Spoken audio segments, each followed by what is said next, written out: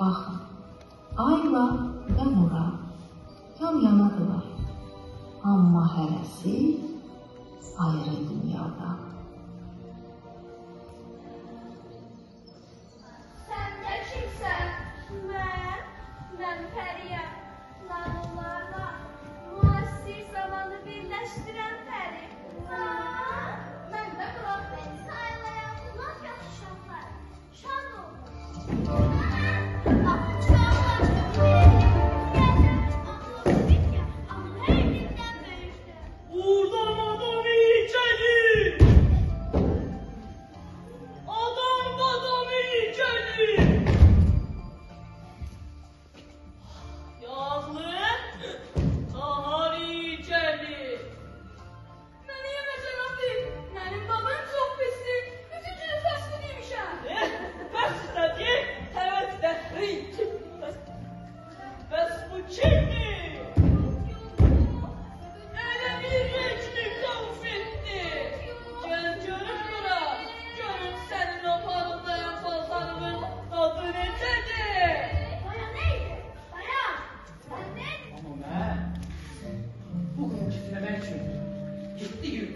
Gitti gece eziyet çekmişim. Ve her bir kılıcım bir sınav alacağızlar. Yaxşıyım, uşaqlara getmişdim şərtlə. Çok zevksiz, ürküm. Nurcile, Nura. Ah balaca kız, senin üstündekiler derdi olabilir. Neyse, mənə. Ama ruhum Nihat da yaxşıdır. çok da mutlu. Sizi yolda yıkılan birini görəndə ona el uzatmışsın. Yok. Rəyi evdə anası kimi eləmişsin. Yok.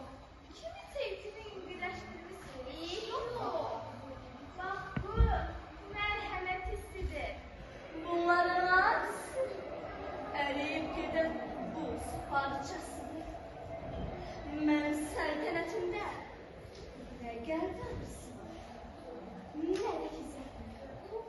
Hər şey buz kimi dolu və hər şey mükəmməldir. Ayla buna bak. Telefon doldu, buzu çevrildi. Akire. Ha ha ha.